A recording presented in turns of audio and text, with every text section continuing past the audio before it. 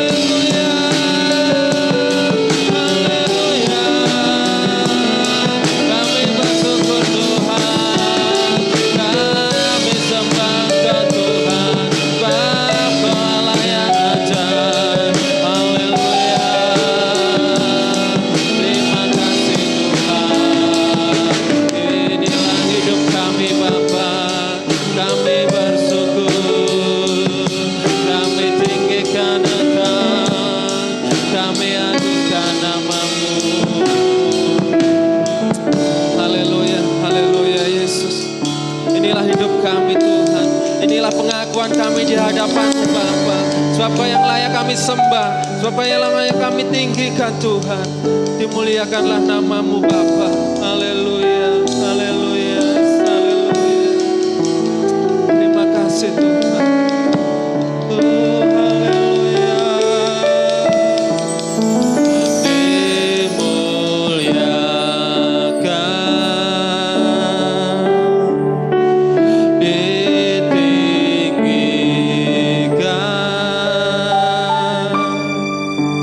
Yesus Tuhan,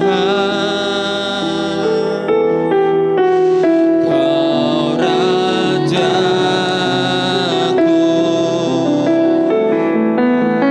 yang bertahta,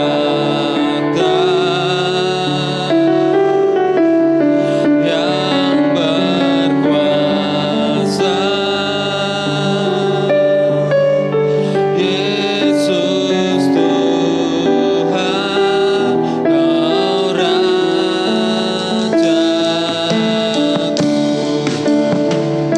Haleluya. Dimuliakan, ditinggikan.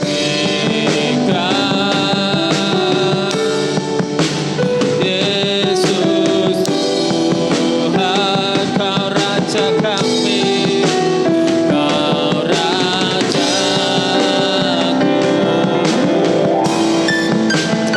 yang bertahta, yang berkuasa. Yesus Tuhan, Kau Rajaku. Oh haleluya.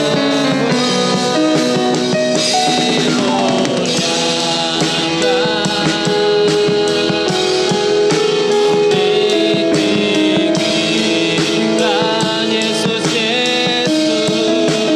Yesus Tuhan, Kau Raja, Kau Rajaku yang bertahta Tuhan, yang bertahta, yang berkuasa, yang berkuasa. Yesus, Yesus Tuhan, Kau Rajaku. Yesus Tuhan, Yesus Tuhan, Kau Rajaku. Yesus Tuhan, Yesus Tuhan, Kau Rajaku.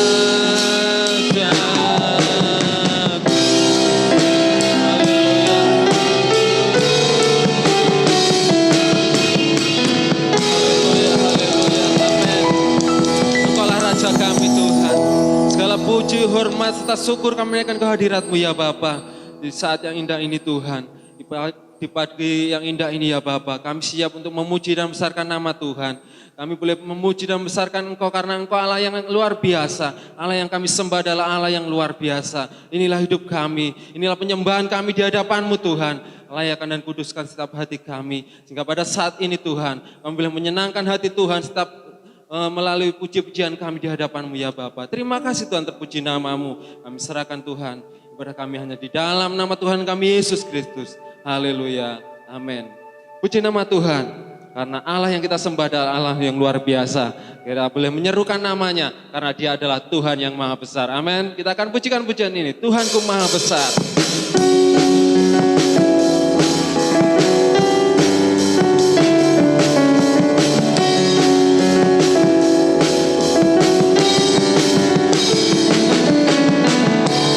Tuhanku maha besar, Tuhanku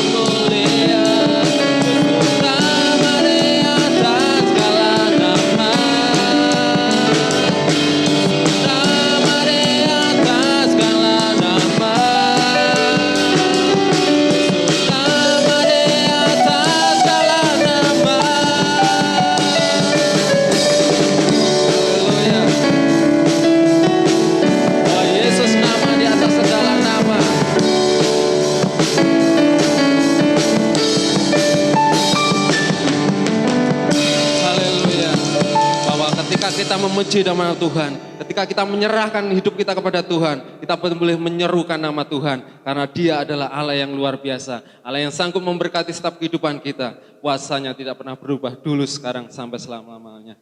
Aku diberkati, kita akan pujian-pujian ini.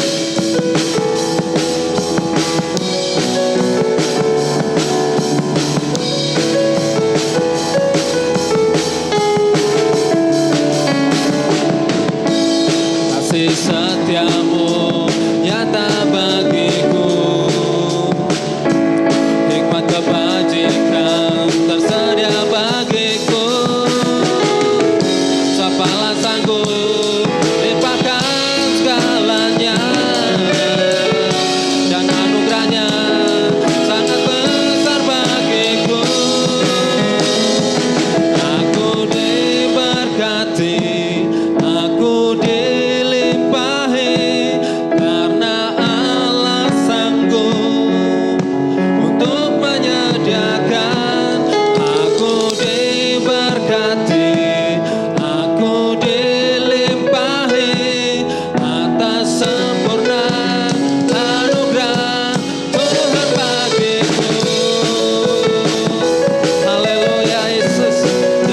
buat berkat-Mu pagi ini Tuhan. Haleluya.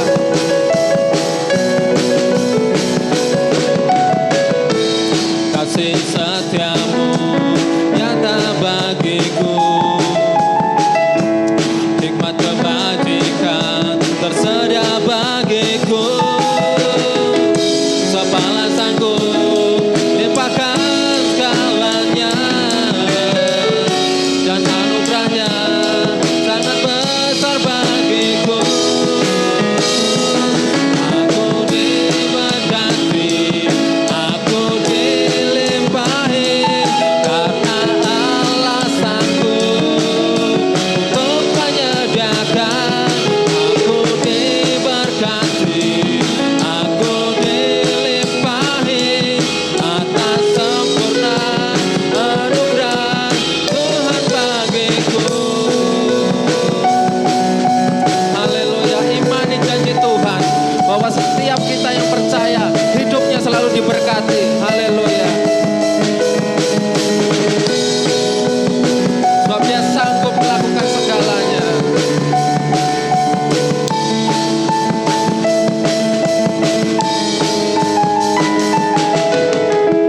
Sebab Allah sanggup limpahkan segalanya, dan anugerahnya sangat besar bagiku. Sebab Allah sanggup, sebab Allah sanggup limpahkan segalanya, dan anugerahnya sangat besar bagiku. Aku diberkati, aku dilimpahi, karena Allah sanggup untuk menyediakan. Aku diberkati, aku dilimpahi, karena Allah sanggup untuk menyediakan. Aku diberkati, aku dilimpahi, atas sempurna anugerah Tuhan bagiku. Haleluya.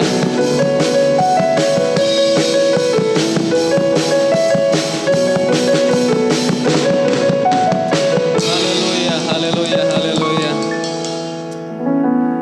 Pagi ini kita boleh mengucap syukur karena berkat Tuhan begitu luar biasa atas hidup kita. Masalah boleh terjadi, situasi dimanapun boleh kacau, tetapi hati kita tetap berseru kepada Tuhan karena Dia sanggup menyediakan segala yang kita butuhkan. Firman-Nya berkuasa atas hidup kita.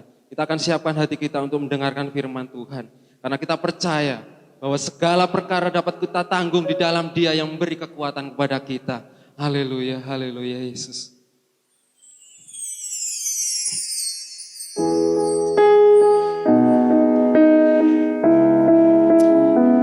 Imani firman Tuhan, imani janji Tuhan dalam setiap kehidupan kita, bahwa tidak ada pencobaan yang melebihi kekuatan kita. Jika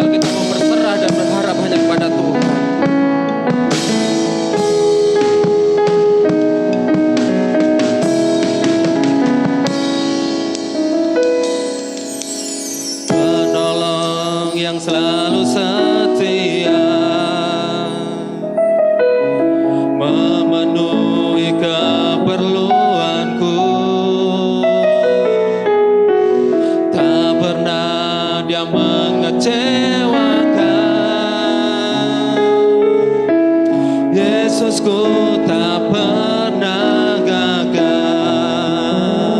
Segala perkara dapat ku tanggung, amin, di dalam Dia yang memberi kekuatan. Tuhan Yesus penolong dan sahabat, tetap percaya Tuhan setia. Haleluya.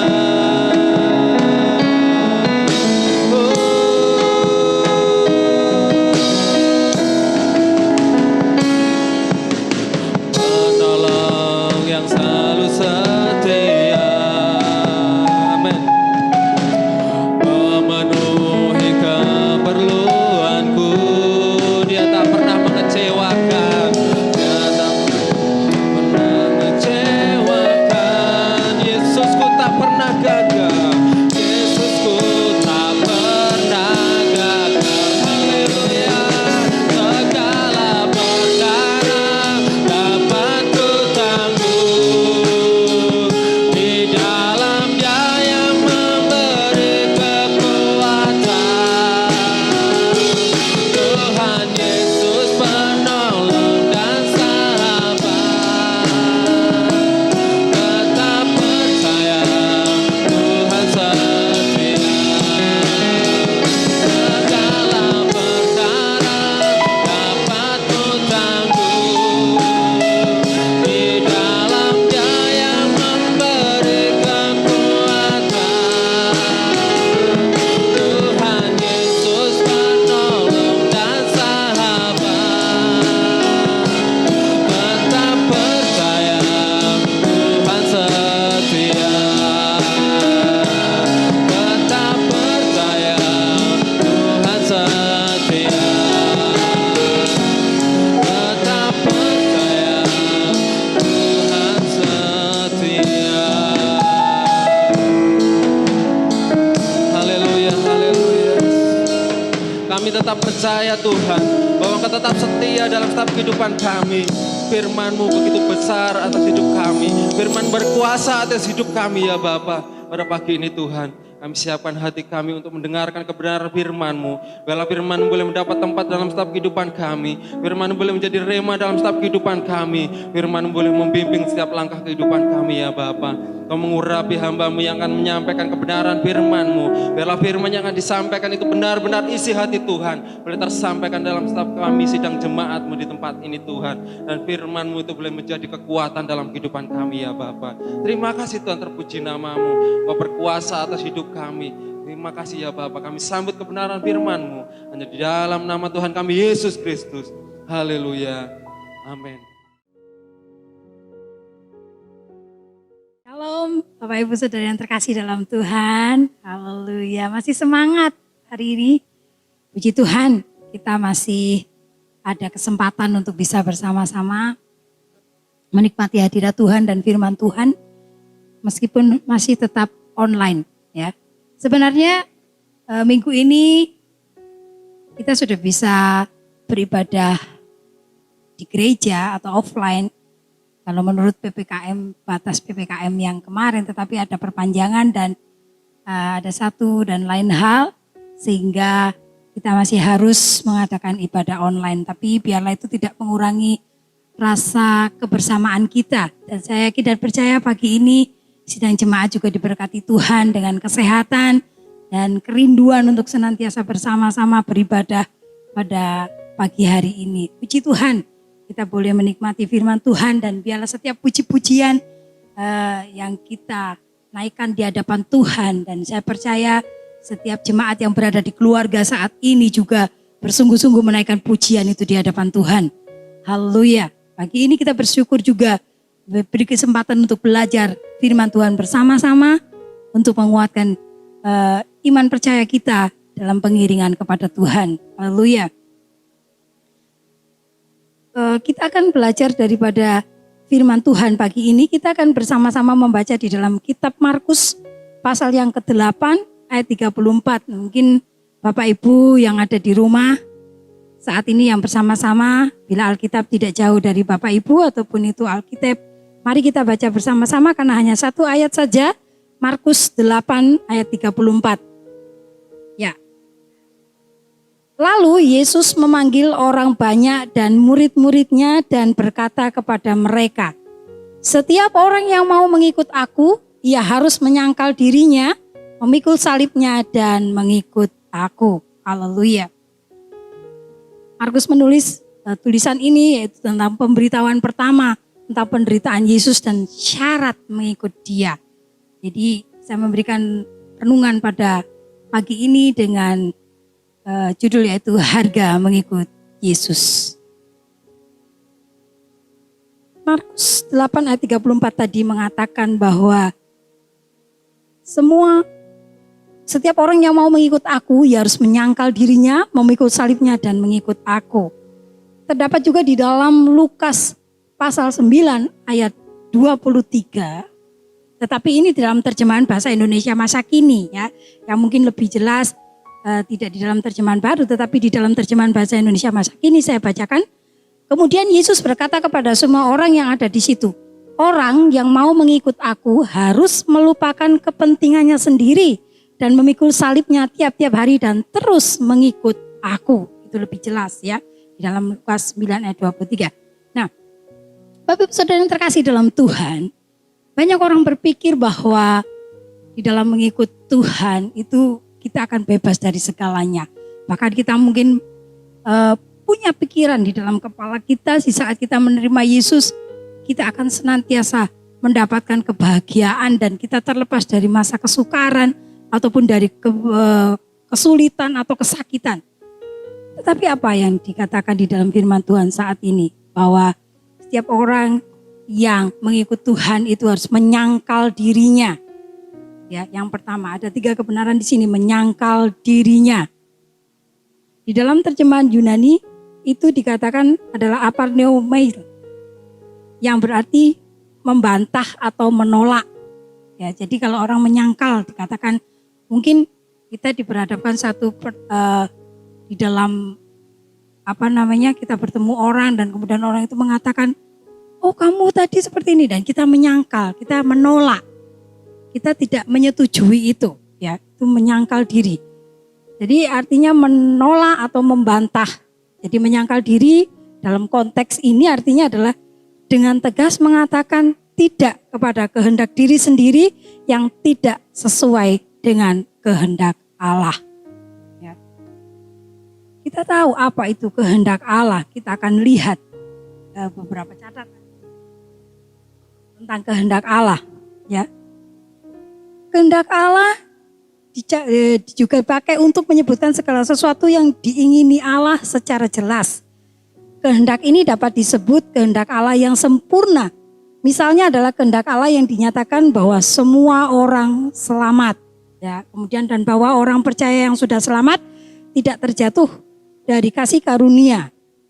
Ini tidak berarti bahwa semua orang akan selamat, tetapi hanya bahwa Allah menghendaki semua orang selamat. Kemudian kehendak Allah dapat mengacu kepada apa yang diizinkan atau dibiarkan terjadi oleh Allah.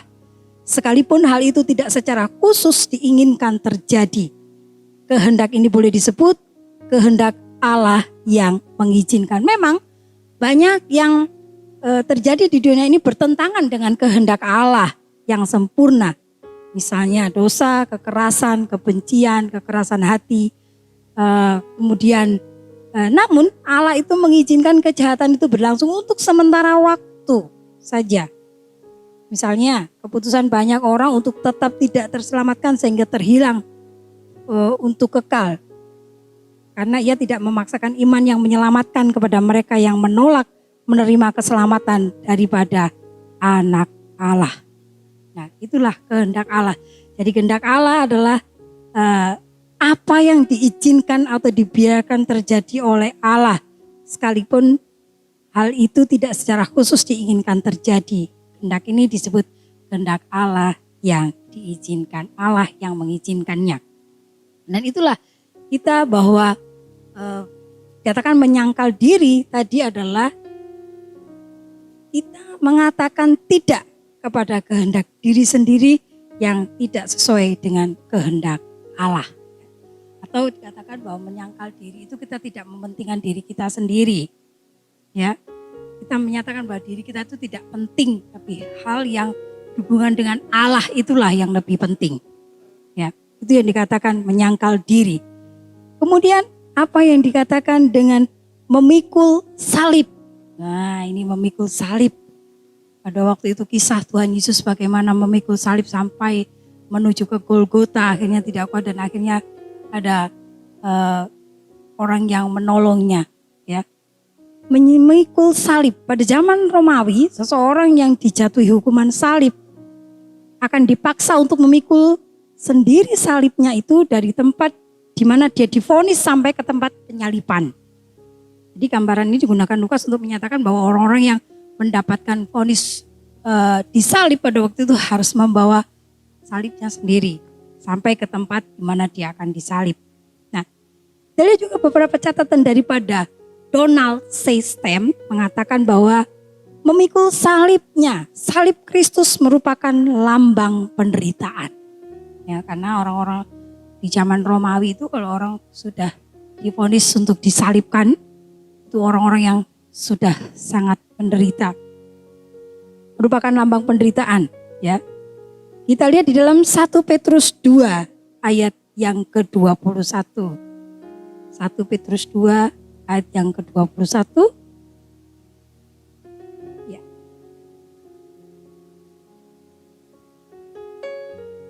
Sebab untuk itulah kamu dipanggil, karena Kristus pun telah menderita untuk kamu dan telah meninggalkan teladan bagimu supaya kamu mengikuti jejaknya. Nah, memikul salib. Petrus menulis bahwa supaya kita mengikuti jejak Kristus. Bagaimana Kristus memikul salibnya yang dikatakan itu lebih berat daripada dirinya. Sampai ke Bukit Golgota di mana dia akan disalibkan. Itulah yang dituliskan oleh Rasul Petrus bahwa kita harus mengikuti jejaknya. Kita harus memikul salib itu.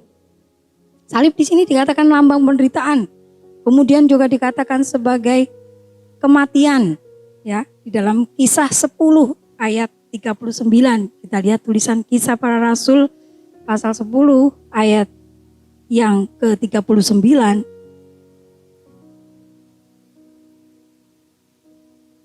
Dan kami adalah saksi dari segala sesuatu yang diperbuatnya. Di sini Tuhan di tanah Yudea maupun di Yerusalem. Dan mereka telah membunuh dia dan menggantung dia pada kayu salib. Nah, salib melambangkan kematian di situ. Ya, itu catatan Donald System bahwa salib Kristus merupakan lambang penderitaan tadi, kemudian kematian, kemudian kehinaan. Nah, Ibrani 12 ayat yang kedua, lambang kehinaan. Ibrani 12 ayat yang kedua. Ya, dikatakan di situ, marilah kita melakukannya dengan mata yang tertuju kepada Yesus yang memimpin kita dalam iman dan yang membawa iman kita itu kepada kesempurnaan, yang dengan mengabaikan kehinaan, tekun memikul salib ganti sukacita yang disediakan bagi dia yang sekarang duduk di sebelah kanan takhta Allah. Yang ditekankan di sini adalah mengabaikan kehinaan, tekun memikul salib ganti sukacita. Itulah yang dikatakan bahwa salib itu juga melambangkan kematian, kehinaan, kemudian cemoohan. Nah, cemoohan. Kita lihat di dalam Mazmur 22 ayat yang ke-8. Mazmur 22 ayat ke-8.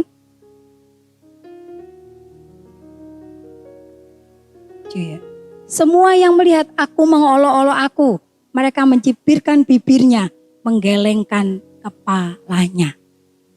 Ya, jadi memikul salib itu juga merupakan mungkin kita ini mengikut Tuhan, dicemooh, dihina, tadi dikatakan, tapi itu harus kita pikul setiap hari dengan tekun.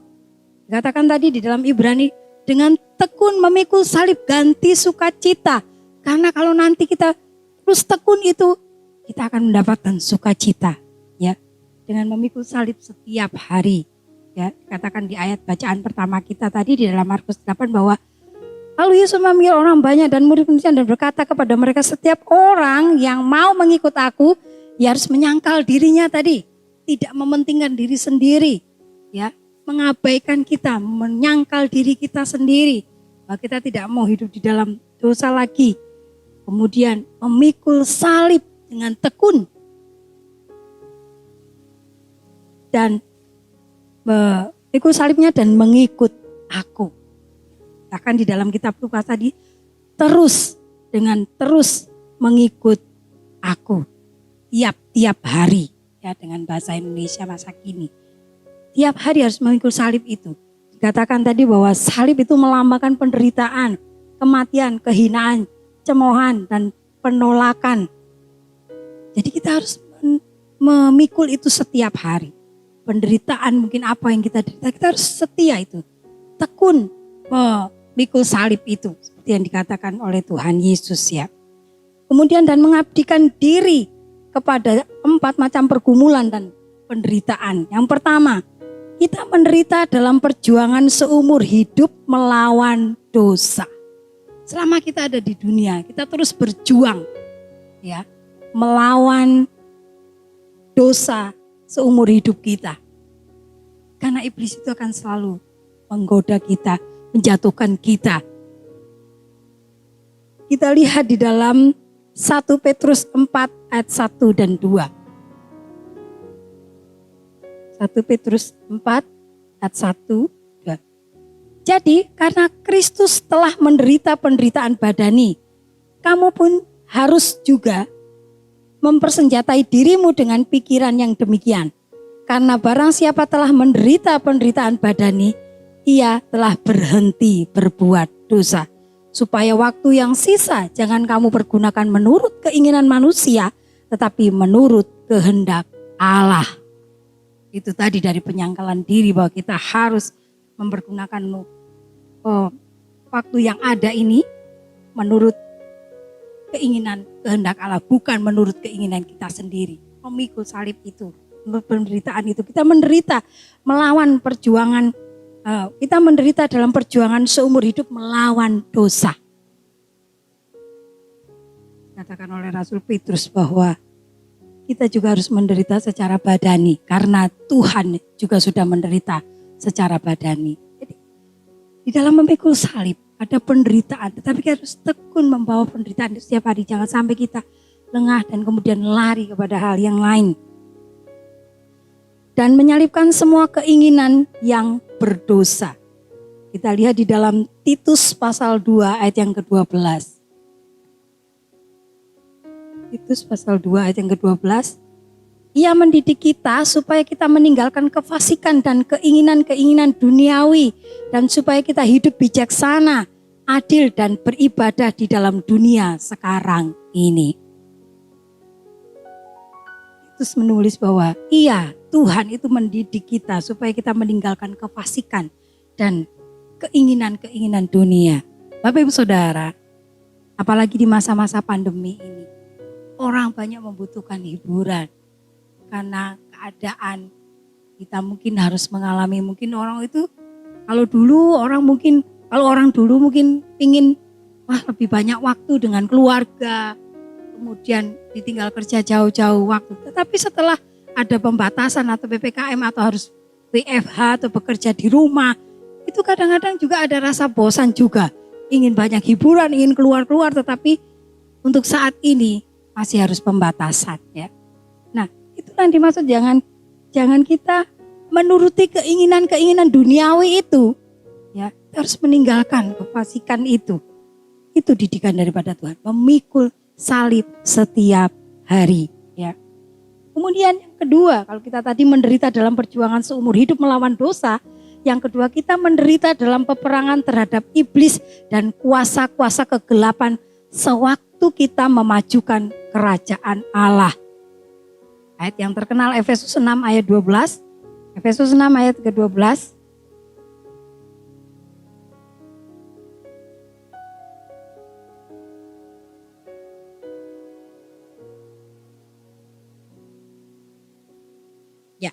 Karena perjuangan kita bukanlah melawan darah dan daging, tetapi melawan pemerintah-pemerintah, melawan penguasa-penguasa, melawan penghulu-penghulu dunia yang gelap ini, melawan roh-roh jahat di udara.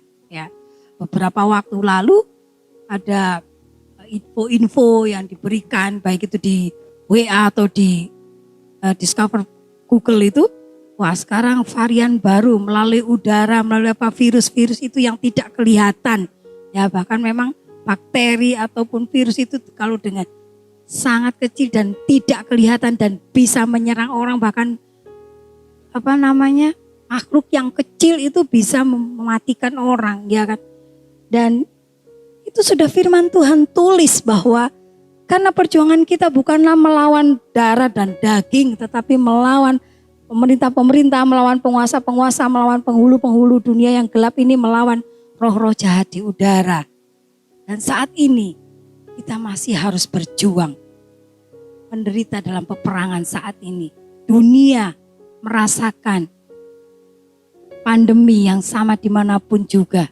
Ya, bahkan kalau kita ngeri, kita lihat di satu daerah atau di kota atau dimanapun yang setiap hari bahkan sampai untuk memakamkan begitu banyak orang-orang yang meninggal itu. Pemandangan yang sangat menyedihkan. Kita harus berperang melawan keadaan saat ini. Tapi itu harus tetap kita pikul setiap hari sebagai orang-orang yang mengikut Tuhan. Sebagai pengikut-pengikut Kristus. Kita harus tekun itu. Kita tidak boleh lari. Kalau kita melawan, kita juga akan menerima dampak dan risiko, bahkan akibatnya. Jadi penderitaan kita melawan terhadap iblis dan kuasa kegelapan. Kita mengalami baik perseteruan dari iblis dengan pasukan setannya, maupun penganiayaan yang datang dari perlawanan kita terhadap para guru palsu yang memutarbalikkan Injil yang benar. Selain kita berperang dengan penguasa-penguasa di udara yang tidak kelihatan, bukan melawan darah dan daging, tetapi juga kita juga ada penganiayaan yang datang dari perlawanan terhadap para guru palsu yang memutarbalikkan Injil yang benar. Dan zaman sekarang ini kita harus benar-benar banyak berdoa, harus banyak-banyak belajar firman Tuhan, karena banyak munculnya orang-orang yang memberikan pengajaran-pengajaran yang akan membelokkan Injil yang benar. Kita harus hati-hati. Ada guru-guru palsu di situ. Kuncinya kita harus tetap menjaga hubungan kita dengan Tuhan. Minta Roh Kudus untuk memberikan hikmat pengertian. Dan kalau kita benar-benar dengan sungguh-sungguh, Tuhan akan berbicara kepada kita. Ajaran ini benar dan akan menghasilkan buah yang baik juga. Jadi kita akan mendapat perlawanan daripada guru-guru palsu yang memutarbalikkan Injil. Ya. Kita lihat di dalam Galatia 1 ayat yang ke-9. Galatia 1 ayat yang ke-9 di situ dikatakan, seperti yang telah kami katakan dahulu, sekarang kukatakan sekali lagi, jikalau ada orang yang memberitakan kepadamu satu Injil yang berbeda dengan apa yang telah kamu terima, terkutuklah dia. Tetapi apabila kita tekun, kita tetap melihat kepada Allah yang benar, kita belajar firman Tuhan dengan sungguh-sungguh. Orang-orang yang menyampaikan satu Injil yang berbeda dengan apa yang kita dengar, terkutuklah dia. Tuhan sendiri yang akan memberikan ganjaran atau hukuman itu. Oleh sebab itu mari kita tetap tekun di dalam Tuhan. Pelajari terus firman Tuhan. Saya terus juga setiap hari mulai sedikit-sedikit membaca terus. Memang ya benar loh kalau dikatakan bahwa roh memang penurut tetapi daging itu lemah. Di masa-masa pandemi saat ini, kadang kita disibukkan hal-hal yang lain. Kita sekali lagi seperti tadi saya katakan, saya membutuhkan hiburan. Kita lebih banyak mungkin membaca berita-berita di WA atau apa daripada kita mungkin mempelajari firman Tuhan. Ya Bu, kok kita ini sepertinya rohani sih terus belajar firman Tuhan, kita juga perlu hiburan atau sekarang hal-hal yang lucu atau apa. Tetapi mari jangan lupakan firman ini supaya apabila ada ajaran-ajaran yang mungkin membelokkan atau berbeda dengan Injil yang kita terima, yang sudah kita pelajari, Roh Tuhan itu memberikan kepekaan kepada kita. Sehingga kita bisa mengerti, oh ini bukan ajaran yang benar. Mari kita kembali kepada Injil yang benar, yaitu firman Allah ini. Itu yang menjadi pergumulan kita dan kita harus tekun terus melawan itu semua. Dengan kekuatan daripada Allah Roh Kudus. Kita tidak akan mampu dengan kekuatan kita sendiri. Itu tadi yang kedua, bahwa kita berdiri dalam peperangan terhadap iblis dan kuasa-kuasa kegelapan.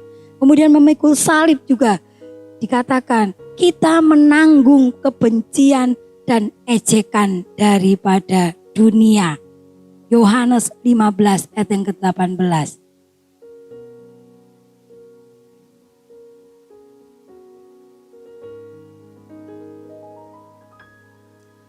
Ya, jikalau dunia membenci kamu, ingatlah bahwa ia telah lebih dahulu membenci aku daripada kamu.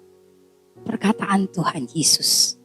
Bahwa dikatakan jikalau dunia membenci kamu, ingatlah bahwa ia atau dunia telah lebih dulu membenci aku daripada kamu. Jadi itu hal yang harus kita terima sebagai anak-anak Tuhan, sebagai pengikut Kristus. Ya, dikatakan kalau siapa saja yang mau mengikut aku, katakan Tuhan tadi mengikut Kristus, menanggung kebencian dan ejekan daripada dunia. Ketika bersaksi dengan kasih bahwa perbuatannya itu jahat, ya. Jadi kebencian dan ejekan dari dunia itu kita tanggung ketika kita bersaksi dengan kasih bahwa perbuatannya itu jahat. Dalam Yohanes 7 ayat yang ke-7. Yohanes 7 ayat yang ke-7. Katakan dunia tidak dapat membenci kamu, tetapi ia membenci aku sebab aku bersaksi tentang dia bahwa pekerjaan-pekerjaannya jahat. Dunia tidak dapat membenci kita, tapi dunia itu sudah membenci Yesus. Ya. Ketika Yesus bersaksi dengan kasih bahwa menyatakan bahwa perbuatan-perbuatan orang-orang itu jahat, dengan memisahkan diri kita dari dunia secara moral dan rohani dan dengan menolak semua norma dan falsafahnya. Kita akan menanggung ejekan, cemoohan atau kita akan menanggung kebencian daripada dunia di saat kita terus tekun mengikut Yesus. Itu akan terima. Bahkan kita mungkin mendapat olok-olok, ya. Ada sebuah ilustrasi di balik sebuah lagu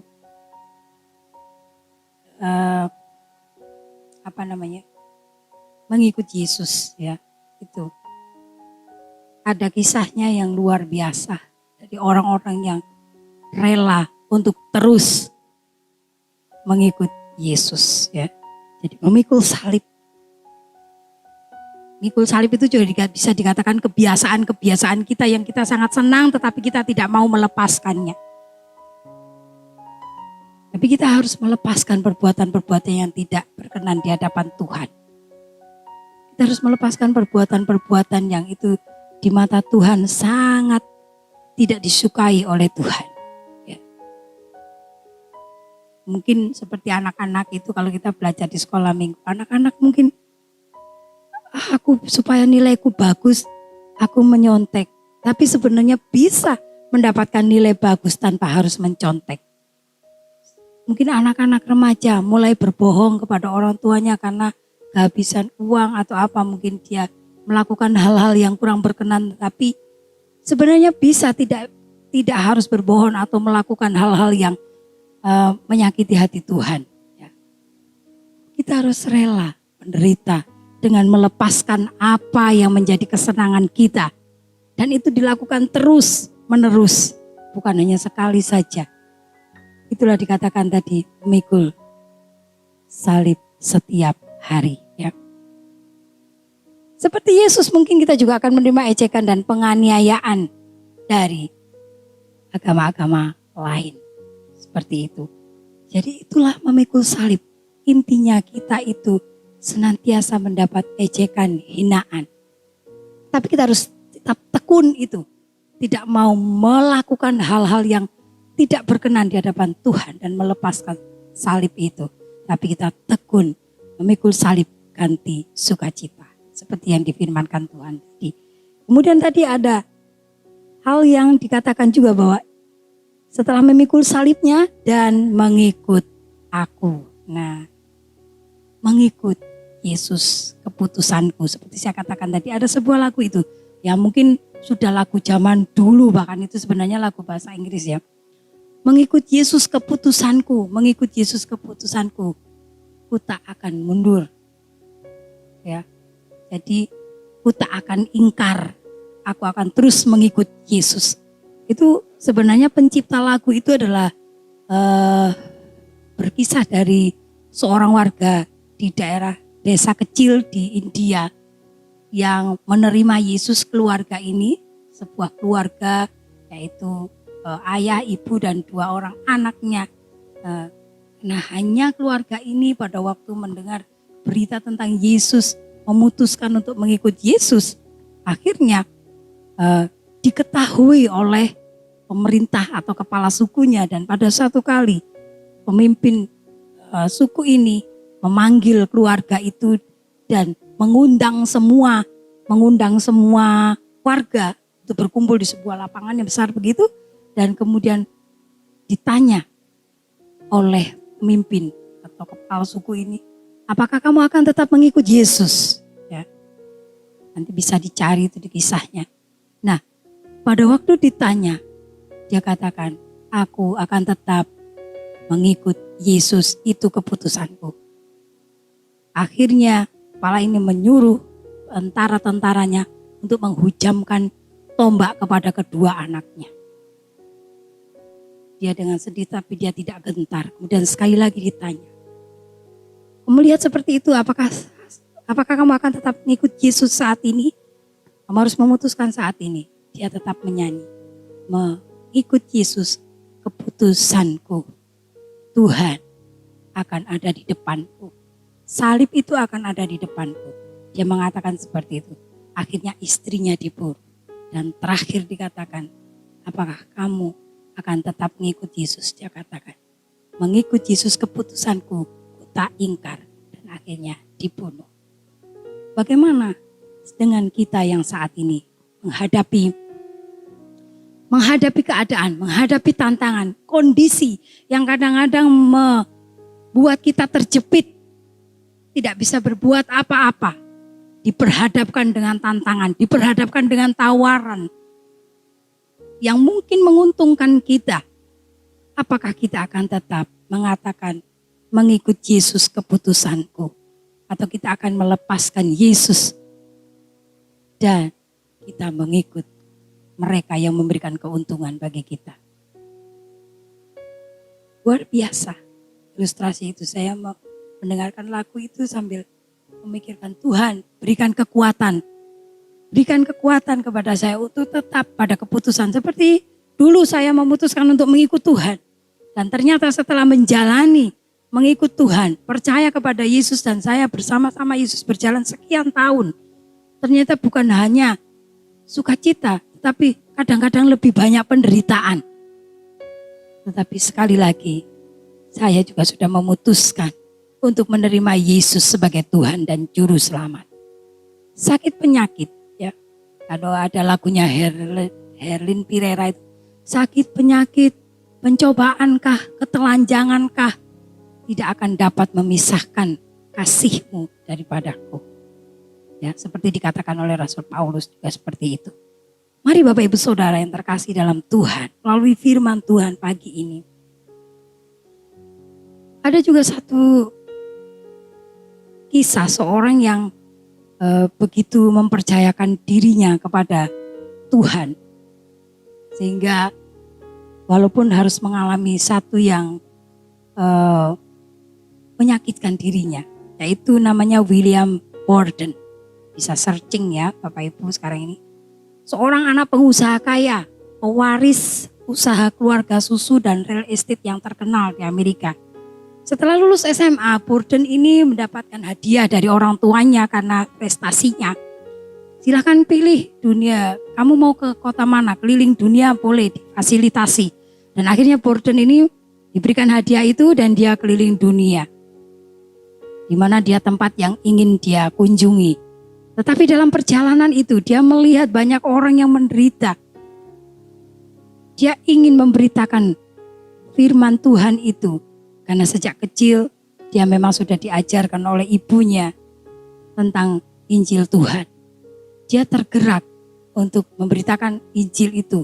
Untuk menceritakan tentang juru selamat itu kepada jiwa-jiwa yang membutuhkan keselamatan itu. Dan sepulang dari keliling dunia itu, Borden ini mengatakan kepada ibunya bahwa dia memutuskan untuk menjadi seorang misionaris, ya, atau pelayan Tuhan. Dan sebenarnya dia mendapat tantangan daripada orang tuanya, karena sebenarnya orang tuanya menginginkan dia meneruskan usaha yang sudah luar biasa berhasil ini. Tetapi sekali lagi, Borden mengambil keputusan untuk menyerahkan hidupnya kepada Tuhan, menjadi seorang misionaris dan melayani Tuhan. Walaupun mendapat tantangan yang luar biasa. Dan pada waktu itu dia sudah masuk ke sekolah teologi dan dia tergerak untuk melayani orang-orang Cina. Dan akhirnya dia melanjutkan sekolah lagi di Mesir. Dan pada waktu di Mesir itu dia mendapat tantangan yang luar biasa. Dia terkena radang otak dan akhirnya meninggal. Tetapi pada waktu orang tuanya menjemput dia, mengambil Alkitab, di situ ada 3 tulisan yang sangat pada waktu itu menyentuh hati orang tuanya. Yang pertama, tidak ada yang dapat menghalangi. Itu ya. Borden mempunyai niat bahwa dia sudah panggil Tuhan untuk melayani Tuhan. Pada waktu itu berkeputusan tidak ada yang menghalangi, ya. Dia memutuskan untuk kuliah di teologi atau di seminari. Dia tetap melangkah walaupun waktu itu ada tantangan. Dikatakan tidak ada yang dapat menghalangi, dan akhirnya dia bisa mewujudkan kerinduannya untuk melayani orang-orang Cina walaupun harus meninggal. Kemudian tidak ada kata mundur. Yang kedua, William terus belajar. Ya, terus belajar, tidak ada kata mundur walaupun tantangan, sampai dia mengalami radang otak itu tidak ada kata mundur. Kemudian yang terakhir dikatakan tidak ada penyesalan. Jadi 3T, tidak ada yang dapat menghalangi, tidak ada kata mundur, dan tidak ada penyesalan. Dia tidak menyesal walaupun pada waktu dia sudah menyerahkan hidupnya kepada Tuhan, jadi misionaris, bahkan melayani orang-orang yang menderita Cina. Dan kemudian dia mengalami sakit, dia tidak ada penyesalan sama sekali. Harusnya kita menjadi orang-orang percaya kepada Tuhan. Menghadapi tantangan, menghadapi peperangan yang seperti saya katakan tadi, harus memikul salib. Tidak ada yang dapat menghalangi untuk terus maju. Tidak ada kata mundur dan tidak ada penyesalan. Seperti kita saat ini mungkin memang harus diterapkan 3M, yaitu harus memakai masker, mencuci tangan dan menjaga jarak, menghindari kerumunan. Nah itu sampai ada sanksi, terus ada pokoknya selalu diawasi supaya itu mencegah memutus rantai penularan daripada pandemi COVID-19 ini. Nah kalau kita melanggar, nanti juga kita sendiri. Kadang-kadang orang yang sudah melakukan protokol kesehatan saja kita tidak tahu, tiba-tiba terpapar. Oleh sebab itu memang kita punya Tuhan yang melindungi kita. Alkitab pun mengatakan di Mazmur 91 itu, kalau kita baca ada banyak ayat firman Tuhan yang mengatakan Tuhan melindungiku, menjagaku. Tetapi sekali lagi saya pernah mengajarkan juga jangan mencobai Tuhan. Kalau memang ada peraturan 3M itu lakukan juga. Dan di saat kita juga ingin mengikut Tuhan, ternyata ada harga yang harus dibayar tadi ya. Menyangkal diri, memikul salib dan mengikut Tuhan. Dan ilustrasi tadi William Borden, mengikut Tuhan, mengikuti panggilan Tuhan. Tidak ada yang menghalangi dia untuk melakukan apa yang menjadi kerinduannya.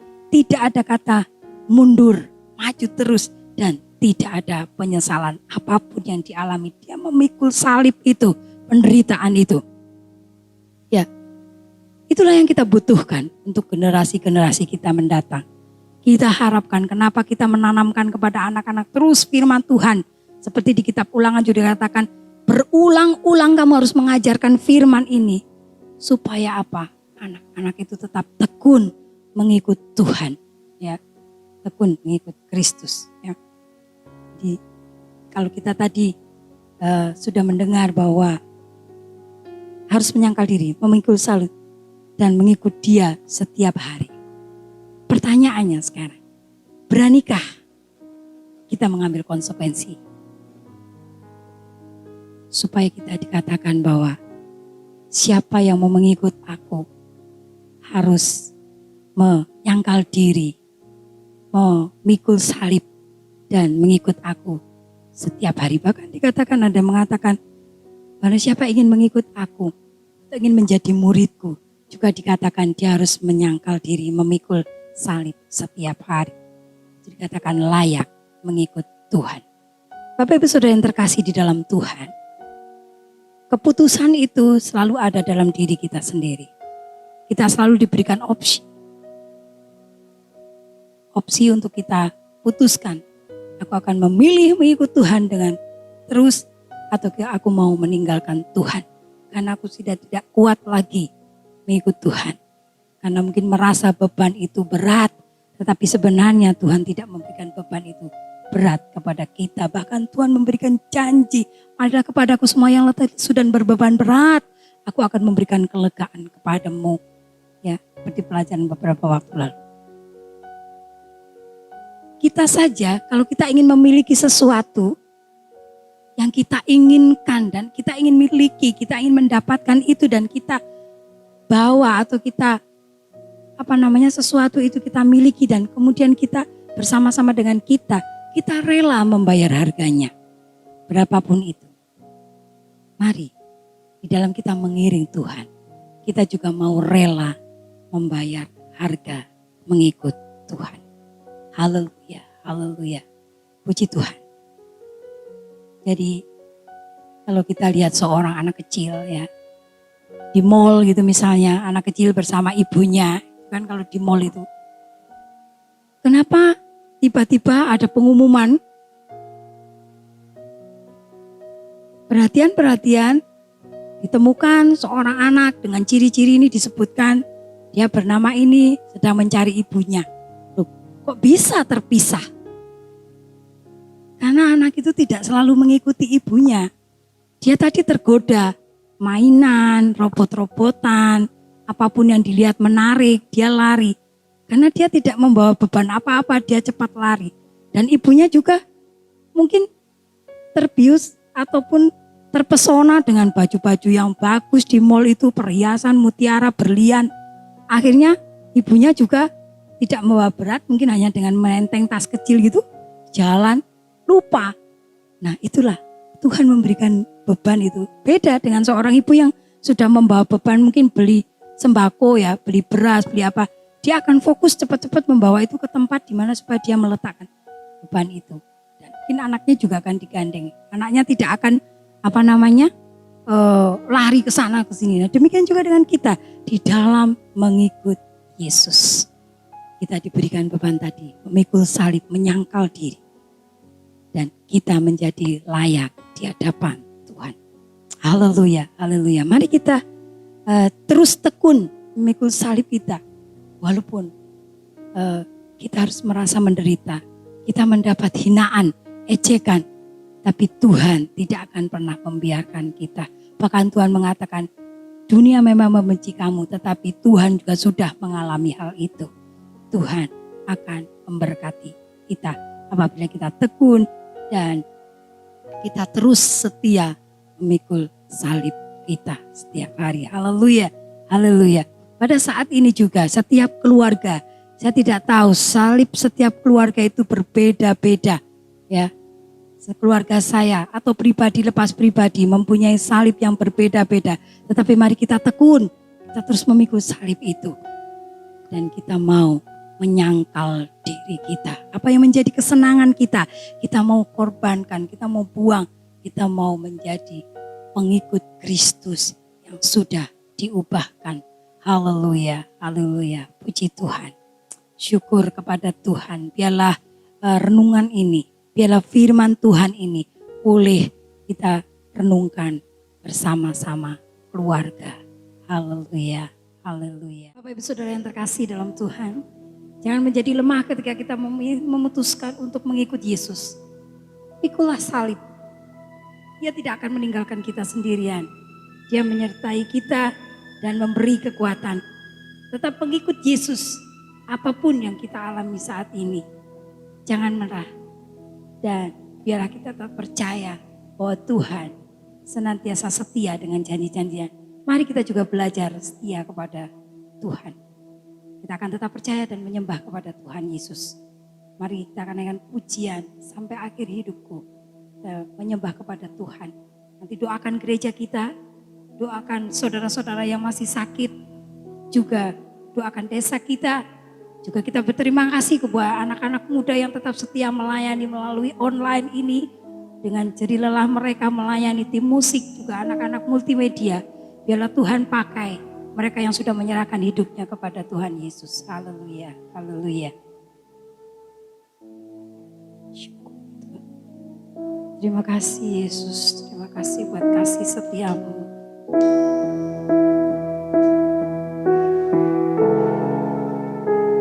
Haleluya.